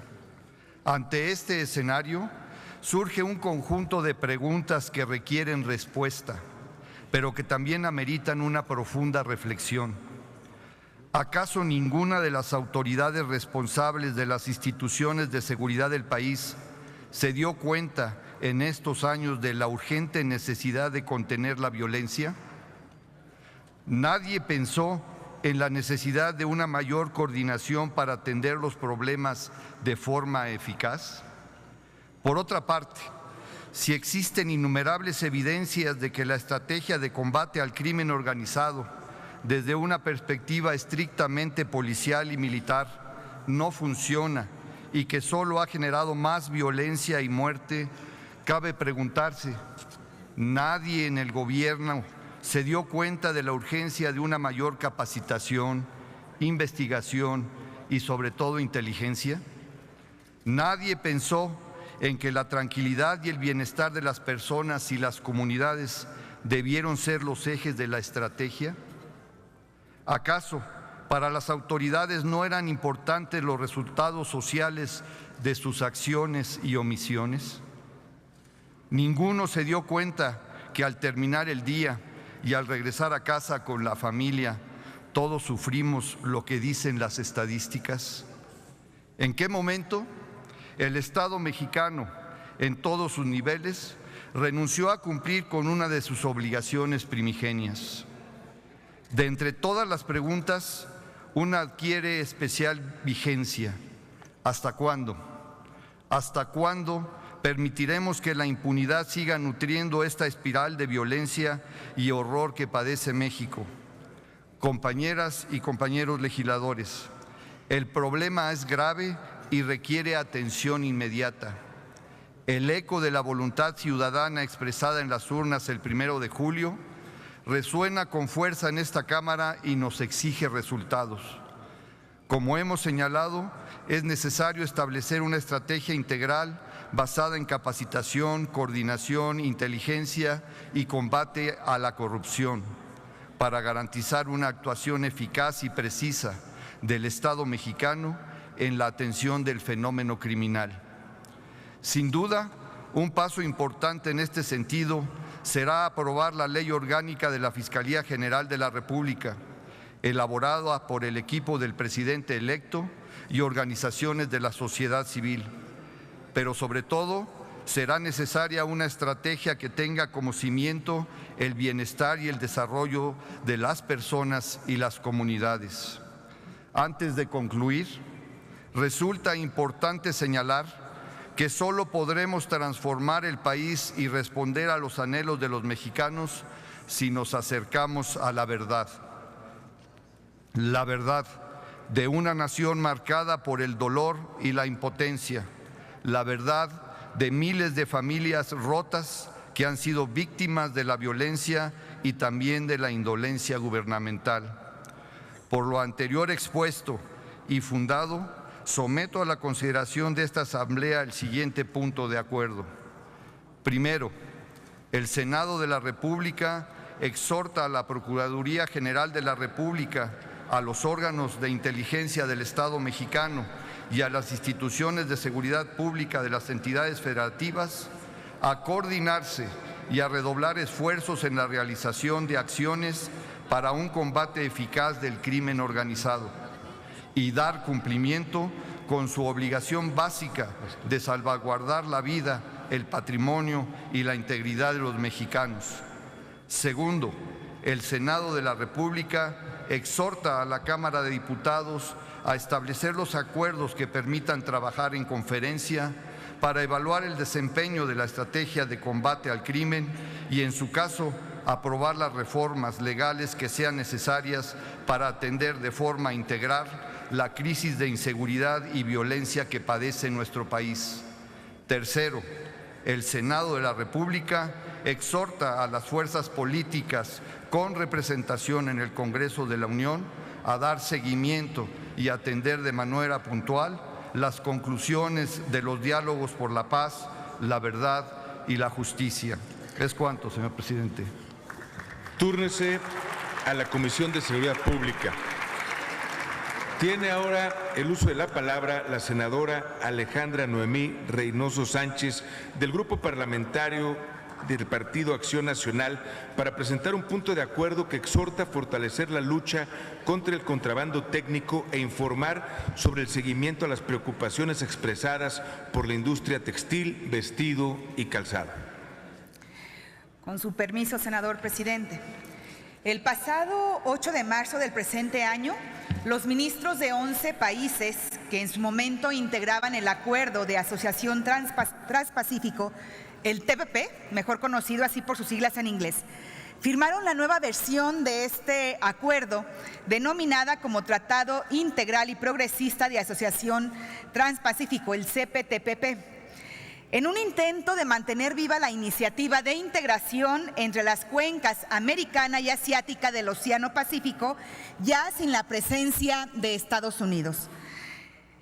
El CPTPP, suscrito por Australia, Brunei, Chile, Canadá, Japón, Malasia, México, Nueva Zelanda, Perú, Singapur y Vietnam, dejó fuera 22 disposiciones incluidas en el TPP y que tiene que ver con temas como propiedad intelectual, telecomunicaciones, servicios financieros, comercio transfronterizo de servicios, entre otros. La gran mayoría de estos puntos incluidos por Estados Unidos. Y desde la incorporación de México a las negociaciones de este Tratado Asia-Pacífico, el Senado de la República dio puntual seguimiento al proceso, por lo que diversas comisiones del Senado se reunieron en ese momento con el secretario de Economía para abordar los temas relativos al TPP. Además del trabajo que en esta sede senatorial se realizó con el propósito de que se contara con mayores elementos de juicio para que, una vez llegado el momento de la discusión y aprobación de dicho tratado, se hiciera con la mayor información disponible. El trabajo incluyó diversos encuentros con legisladores de países que integran este acuerdo, y por ello durante la 24, 25 y 26 reuniones anuales del Foro Parlamentario Asia-Pacífico, realizados en Canadá, en Fiji, en Vietnam respectivamente, los senadores asistentes sostuvieron reuniones bilaterales con sus contrapartes de estos países, de Australia, de Canadá, de Chile, de Indonesia, de Japón, Malasia, Nueva Zelanda y Vietnam, en donde se intercambiaron puntos de vista sobre los alcances que podría tener el tratado, la percepción de los poderes legislativos en estos países sobre el TPP y la evolución de las consultas y el proceso legislativo en los ámbitos nacionales. Derivado precisamente de este acompañamiento que hace el Senado de la República mientras se realizaban las negociaciones de este tratado y con el propósito de profundizar y ampliar más sobre este tema, en noviembre del 2016, el Senado fue sede de una serie de audiencias en donde se establecieron mesas de trabajo con expertos del sector público, de la iniciativa privada, de la academia, de la sociedad civil, donde se expusieron los diversos puntos de vista sobre el contenido e implicaciones que tendría para México cada uno de los capítulos de este tratado. En estas audiencias se expresaron distintas opiniones por parte de los expertos que dejaron ver las grandes oportunidades que podría traer este tratado y que supone para nuestro país, sobre todo por la amplitud de los mercados mexicanos en Asia.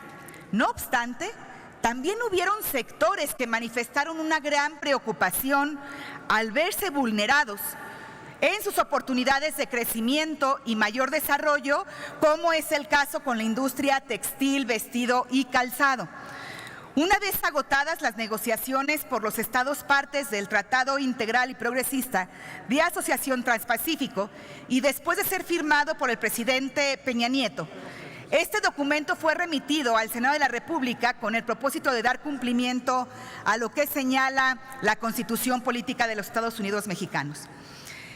En el trabajo de acompañamiento de los senadores y senadoras de la 63ª legislatura, que realizaron durante todo este proceso de negociación, culminó con la aprobación del dictamen que las Comisiones Unidas de Relaciones Exteriores Asia-Pacífico y de Relaciones Exteriores de Comercio y Fomento Industrial presentaron al Pleno y que fue votado el 24 de abril del presente año. Y en dicho dictamen se aprobó un resolutivo sexto que a la letra dice, y perdón, antes de enumerarlo, de mencionarlo, sí creo que vale la pena hacer la reflexión de los dictámenes que se elaboren en esta legislatura, porque este resolutivo que se aprueba en el marco del tratado, el CPTPP, le da instrucciones a los senadores de la anterior legislatura para que se reúnan en octubre próximo, cuando ya no tienen la responsabilidad como senadores. Y por eso creo que en este resolutivo, donde se instruye a los presidentes de las Comisiones de Relaciones Exteriores Asia-Pacífico, de Relaciones Exteriores y de Comercio y Fomento Industrial, a que realicen una reunión en el mes de octubre del 2018 con los presidentes de las mismas comisiones que integra el Senado en la 64ª legislatura, con el fin de informar el seguimiento y acompañamiento al grupo de trabajo con el Ejecutivo Federal.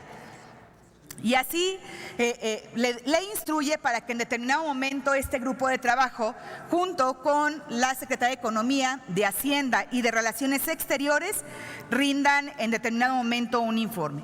Considerando que la industria textil, vestido y calzado aún tienen las preocupaciones, y dado que en este resolutivo, precisamente una de las cuestiones que hablaba es que se iba a monitorear en determinado momento y una vez que entrara en vigor los beneficios y desafíos en la implementación del CPTPP y que podría tener para esta industria.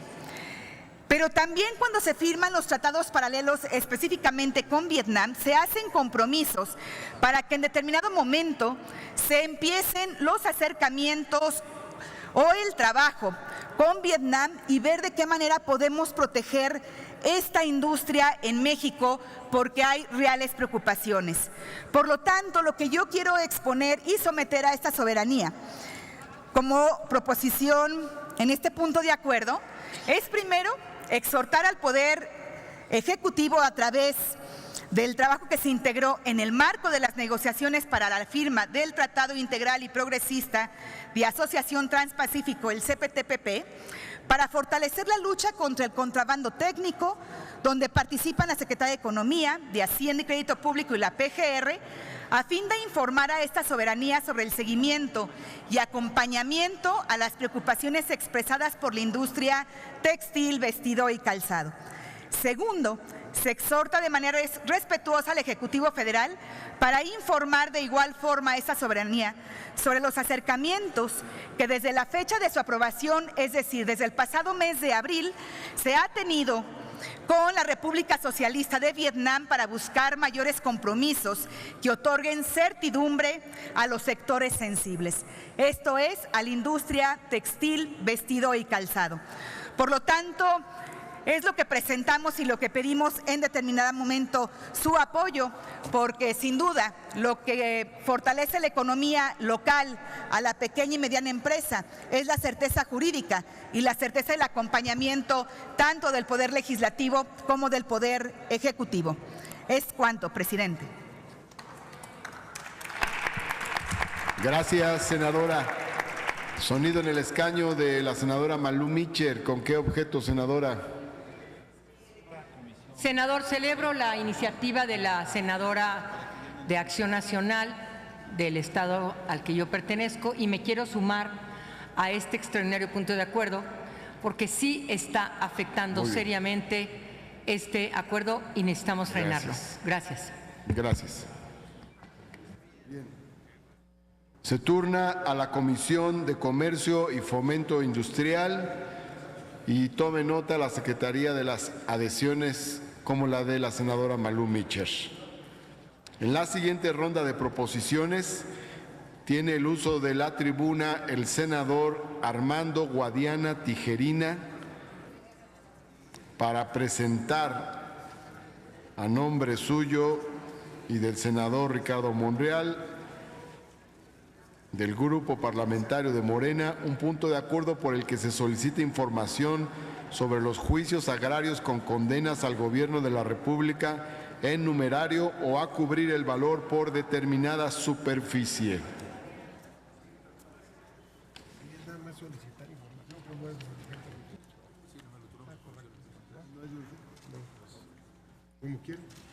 Adelante, senador.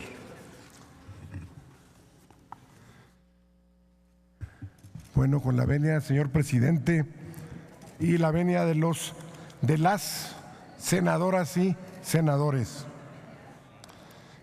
Este punto de acuerdo pues es preparado por nuestro coordinador de Morena, Ricardo Monreal, y todo el grupo de Morena. Solamente estamos representándolos en la voz de un servidor, amén del tercer punto que agregamos. Considerando, primero, que el artículo 6 de la Constitución Política de los Estados Unidos Mexicanos, inciso A, número 1, establece que toda la información en posesión de cualquier autoridad, entidad, órgano y organismo de los poderes ejecutivo, legislativo y judicial, órganos autónomos, entre otros, es pública y solo podrá ser reservada temporalmente por razones de interés público y seguridad nacional. En los términos que fijen las leyes, asimismo, para la interpretación de esta disposición, rige el principio de máxima publicidad en armonía con la protección de los datos personales y las excepciones reguladas. Segundo, que el artículo 17 constitucional establece el derecho humano a la tutela jurisdiccional a fin de garantizar el acceso a una justicia imparcial respecto a las partes, independientemente de los poderes públicos, completa y gratuita. Tercero, que acorde a lo establecido en el artículo 27 constitucional, fracción 19 de la Constitución Política de los Estados Unidos Mexicanos, la justicia en materia agraria debe ser pronta y honesta, con el objeto de garantizar la seguridad jurídica en la tenencia de la tierra ejidal, comunal y la pequeña propiedad. Cuarto, que el Estado de Derecho en la democracia se construye con la igualdad de trato ante la ley, a fin de que en todas las controversias sometidas a decisiones jurisdiccionales se respeten las formalidades del debido proceso y se resuelvan conforme al principio de previsibilidad ante hechos iguales, en contextos similares, soluciones semejantes. Quinto, que de conformidad con el artículo 109 constitucional, interpretado a contrato sensu, los servicios públicos deben actuar en el ejercicio de sus funciones conforme a los principios de la legalidad, honradez, lealtad, imparcialidad y eficiencia. Que la austeridad a que están obligados los poderes públicos incluye una adecuada defensa del interés de la nación y el estricto apego a derecho de las partes que intervienen en procesos jurisdiccionales. Y octavo, que en una búsqueda preliminar se han identificado sentencias de los tribunales agrarios recientes en los que se ha determinado condenas de pago de compensaciones o indemnizaciones a la Secretaría de Desarrollo Agrario, Territorial y Urbano por cantidades que requieren ser consideradas en la planeación de las finanzas públicas, considerando que pueden constituirse en un pasivo que recibirá la próxima administración, que iniciará el próximo 1 de diciembre del presente año.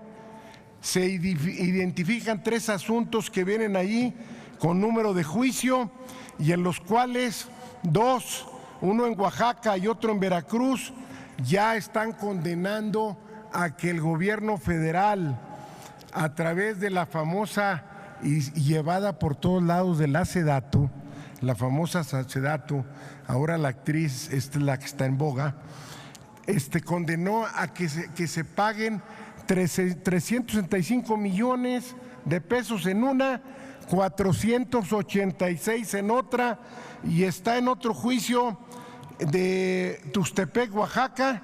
El segundo es de Tuxtepec. Los tribunales son de Tuxtepec, los 3, y los asuntos son de Oaxaca, Veracruz y Oaxaca, para que la condena sea por el valor de la superficie de 3,000 hectáreas, está por determinar. Ya para no darles tanto rollo al asunto, el asunto es que la titular de SEDATU, llámese la señora Robles también, y los abogados seguramente que trabajan en el departamento jurídico se ponen de acuerdo con los despachos externos y deciden no defender las cosas como deben ser para perjuicio de la nación. Da la casualidad que esa información que estamos pidiendo al Tribunal Agrario y a SEDATU para que llegue aquí al Senado de la República, esa información, ahí ustedes van a darse cuenta, ojalá, hablábamos de pronta resolución, pero sí como quiera, que por favor la pidan lo más pronto que se pueda, porque se trata de los mismos despachos jurídicos en cuestión, seguramente son negocitos pues que están en cuestión en el asunto, o sea, están en perjuicio, trabajando en perjuicio de la nación por millones de pesos, casi 1,000 millones de pesos. Punto de acuerdo, terminando ya. Primero, el Senado de la República de manera respetuosa solicita al Pleno del Tribunal Agrario informe respecto a estas sentencias y a la SEDATU para que precisen los montos y superficies de los daños que se tienen que pagar a terceros, que el Senado de la República de manera respetuosa, pues más bien que respetuosa, rápidamente solicite a la Secretaría de Desarrollo Agrario, a la SEDATU y a su titular de los juicios señalados para que con firmeza se den la información correcta.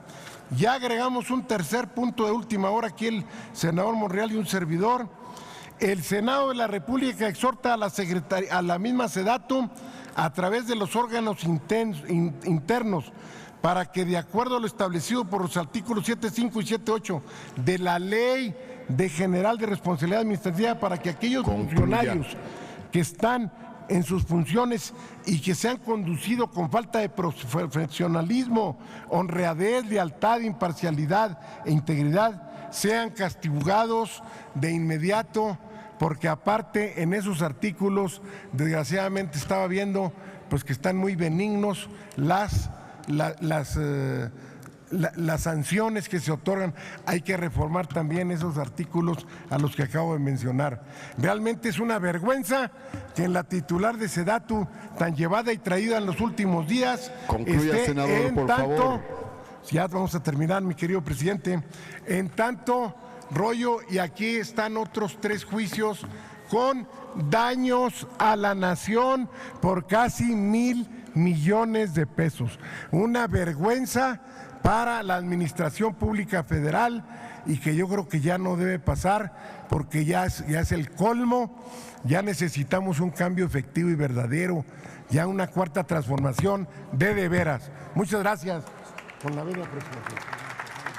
Muchas gracias, senador Guadiana. Túrnese a la Junta de Coordinación Política por la importancia de los plazos señalados en el tema abordado.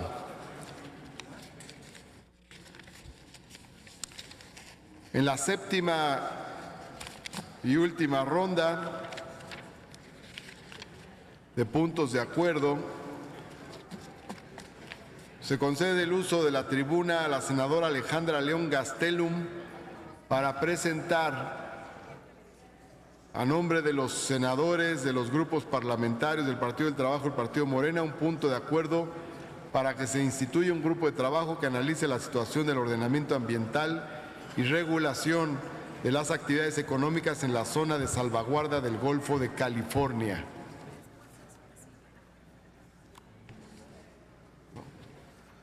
Con la venia del presidente de la mesa directiva, senadoras y senadores mexicanos y mexicanas, agradezco a la senadora Lucia Traviña por Baja California Sur que me da el uso de la voz en este punto tan importante.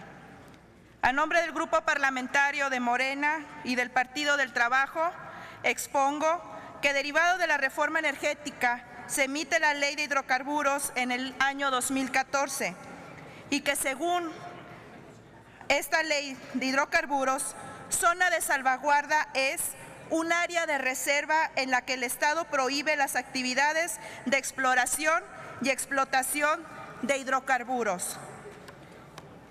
Según el artículo 41 y 42 de dicha Ley de Hidrocarburos, recae en la Secretaría de Energía y en la Comisión Nacional de Hidrocarburos que bajo ciertos dictámenes técnicos se determine estas zonas de salvaguarda, pero recae en el presidente de la República que se decrete una zona de salvaguarda y a la vez el mismo presidente pueda desincorporar las zonas de salvaguarda.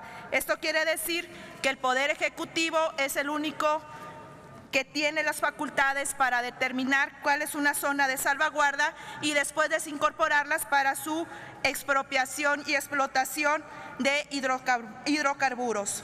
Así, el 7 de diciembre del 2016, Enrique Peña Nieto emite el decreto por el cual se determina zona de salvaguarda denominada Golfo de California, Península de Baja California, Pacífico Sudcaliforniano, que se localiza en los estados de Baja California Sur, Sinaloa y Nayarit, con una superficie total de 691.757.61 kilómetros cuadrados. En este decreto, toda la Baja California y sus aguas adyacentes son determinadas zonas de salvaguarda según debe de ser dictámenes técnicos por la Comisión de Energía. Quiere decir que somos en esta zona altamente ricos en hidrocarburos. Por lo anteriormente expuesto y considerando todo lo que se expuso, es prioritario proteger el acuario más grande del mundo, que es el Mar de Cortés, el Golfo de California. Y es vital hacerlo con un fuerte sentido de justicia social, de cara a las comunidades más vulnerables que no han sido respaldadas por ella. Que entre la producción y la sustentabilidad del Mar de Cortés y la zona de salvaguarda debe existir una relación que garantice a las futuras generaciones la subsistencia de los recursos patrimoniales ambientales. Por lo tanto, la pesca industrial de arrastre y otras prácticas similares deben ser evaluadas con visión más sustentable que rentable. Que la acuicultura y la maricultura deben fomentarse de modo sustentable para que sea posible reducir notablemente el esfuerzo pesquero en la producción proveniente de la pesca de arrastre. La acuicultura y maricultura proveerán, además, alternativas viables de empleo para las familias de pescadores tradicionales. Que debe escucharse a todos los actores involucrados en el aprovechamiento de la zona de salvaguarda. Así es que particularmente a los productores de la cuenca del Mar de Cortés, investigadores, organizaciones ambientales, organizaciones sociales de la pesca, pescadores, industriales, prestadores de servicios turísticos, gobiernos estatales y municipales deben de ser considerados y tomados en cuenta. Que el desconocimiento del esfuerzo pesquero permisible, la falta de planes de manejo y de conversión productiva, la falta de congruencia en la asignación de permisos de pesca, así como la competencia desleal de cooperativas, fantasmas que realizan la pesca furtiva, la opacidad en la asignación de recursos para el desarrollo de proyectos productivos, ponen en desventaja al sector social de la pesca y en duda a todos los involucrados. que en el diseño de las normas y las reglas de operación de las políticas públicas del sector pesquero deben participar los gobiernos estatales y municipales, asimismo las confederaciones de sociedades cooperativas de producción pesquera, permisionarios de la pesca y cámaras industriales de la pesca, a fin de garantizar equidad y claridad en el recurso. Señoras y señores senadores, muy respetables todos ustedes, por lo anteriormente expuesto, sometemos a la consideración de esta soberanía la presente proposición con punto de acuerdo de urgente resolución al tenor de los siguientes.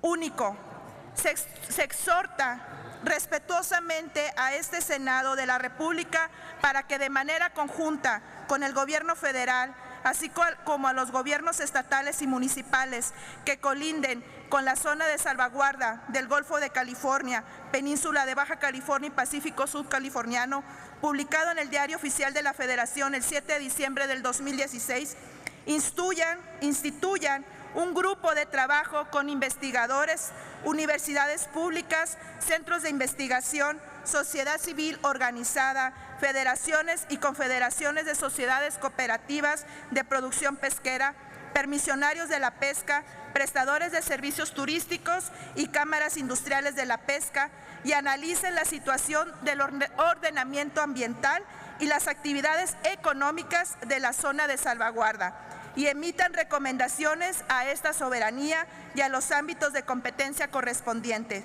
buscando en todo momento la preservación, conservación y aprovechamiento de dicha zona, con apego estricto a lineamientos del desarrollo sustentable. Es cuanto. Muchas gracias. Senadora. Sí. ¿Mande? No te escucho.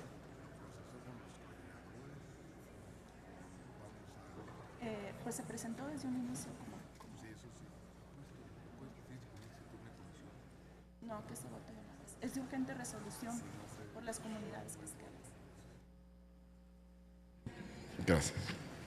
La senadora ha presentado la proposición de punto de acuerdo que hemos escuchado para que se instituya un grupo de trabajo que analice la situación del ordenamiento ambiental y regulación de las actividades económicas en la zona de salvaguarda del Golfo de California por urgente resolución. Le hemos preguntado si sostiene esa postura y nos ha dicho que sí. Así se presentó originalmente y ella sostiene su petición de que se someta al Pleno esta consulta. Por lo tanto, como ha sido solicitado y con fundamento en lo dispuesto por los artículos 109 y 110 del reglamento, consulte la Secretaría a la Asamblea en votación económica si el anterior asunto se considera de urgente resolución. Consulto a la Asamblea en votación económica si el anterior asunto se considera de urgente resolución y se pone a discusión de inmediato. Quienes estén por la afirmativa, a favor de levantar la mano. Es que había pedido la palabra Guadalupe Saldaña. Sí, ¿verdad? Quienes estén por la negativa, a favor de levantar la mano. Sí se considera de urgente resolución. Muchas gracias. En consecuencia, está a discusión la propuesta y ha pedido la palabra la senadora Guadalupe Saldaña.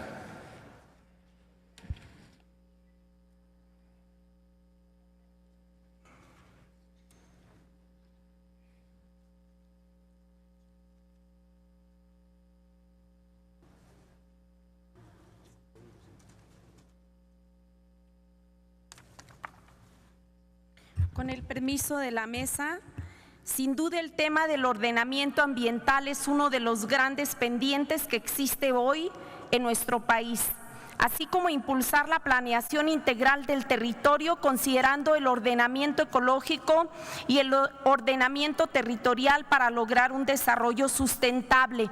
Una de las preocupaciones fundamentales de los mexicanos y en particular de los sudcalifornianos es la grave afectación que han sufrido los litorales del estado de Baja California Sur, como está perfectamente documentado en estudios científicos.